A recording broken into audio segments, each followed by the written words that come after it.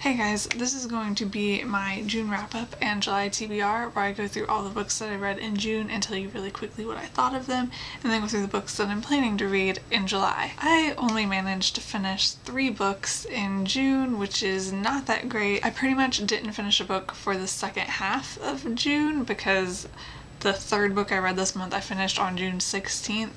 I guess it's partially because of vacation, but also because I've been reading the book I'm currently reading really slowly. The first book I finished in June was The Cuckoo's Calling by Robert Galbraith, which is J.K. Rowling's pseudonym, if you didn't know. I don't know who doesn't know. This is the first of the Cormoran Strike books, and the only one I've read. It took me such a long time to get around to this. I think I've had this since Christmas, I think, so I haven't had it that long, but it's been, I feel like, at least like 2 years or something since we found out that J.K. Rowling wrote this book, and I'm just now reading it. To be completely honest, it's not a genre, it's like a crime fiction, like mystery novel.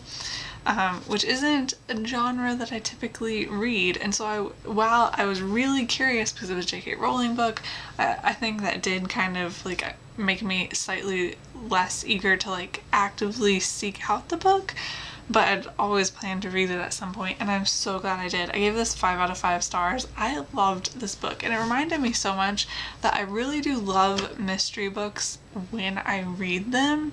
I think like every mystery book I've ever read has been one that I really enjoyed. For whatever reason, I just don't read them that often. And this one has reminded me that I should change that, and obviously I want to read the rest of the books in this series that are out now. I'm not even sure how many that is at this point. I really loved it. It was definitely a book where I was trying to guess the entire time what was going to happen. I was always wrong.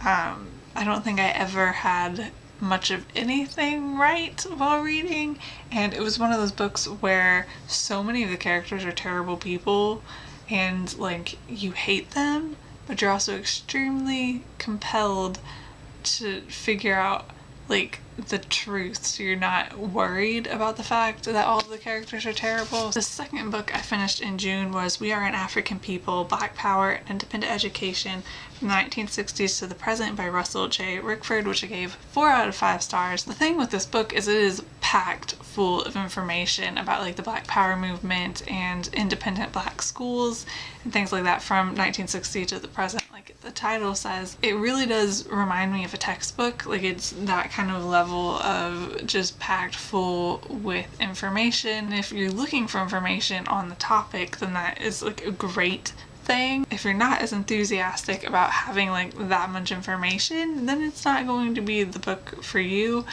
Definitely not going to be everyone's thing, but I really enjoyed it. I found a lot of what was in the book very interesting. I would definitely recommend it if anyone wants a book on that topic. The last book I read this month is Bream Gives Me Hiccups and Other Stories by Jesse Eisenberg, which I gave 2 out of 5 stars.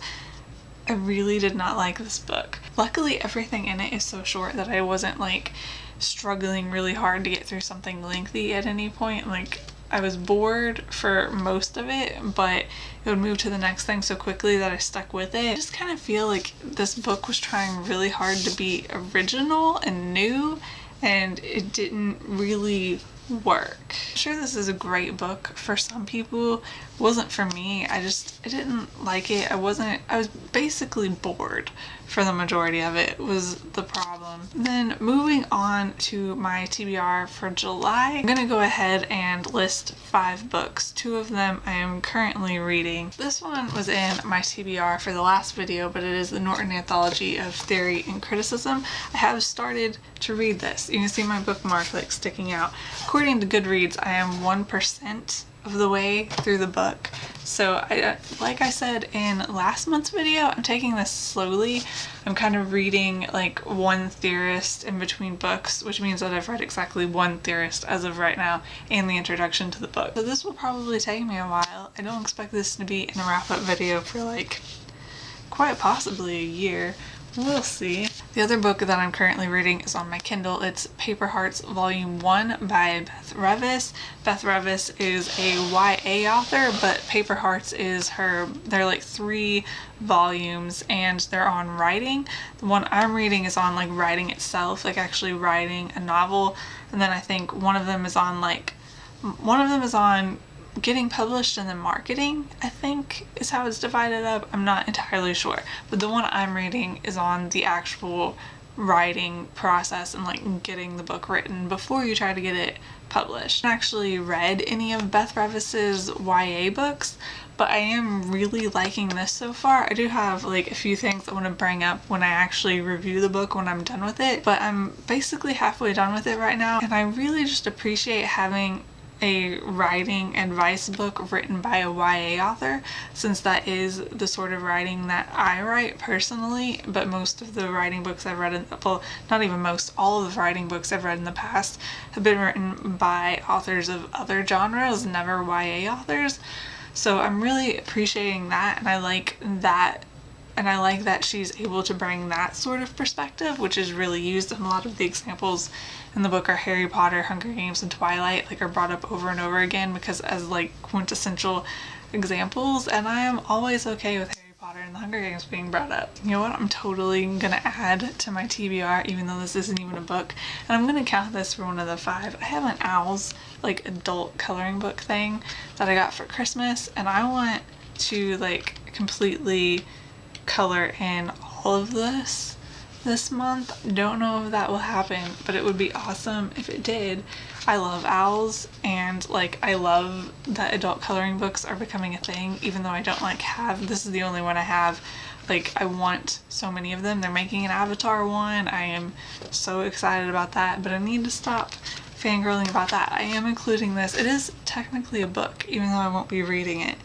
But that's going to be one of my 5. Then we have Bad Feminist by Roxane Gay, who I saw speak at Purdue University back early spring, maybe? I don't know, but she signed this book. See, it says Embrace Your Bad Feminist on it, and she was a really awesome person. I've heard so many things about this book, like so many people talk about this book, and I hadn't read it when I went to hear her speak, but I knew about the book and knew that I wanted to read it at some point. And she did readings from this book that were hilarious, and I am so excited to actually finally read this book. And the last book on my TBR is Avatar: The Last Airbender, The Art of the Animated Series by Michael Dante DiMartino and Brian Konietzko, who are the 2 creators of Avatar. I have mentioned so many times, like everywhere on the internet, that Avatar is my favorite TV show of all time.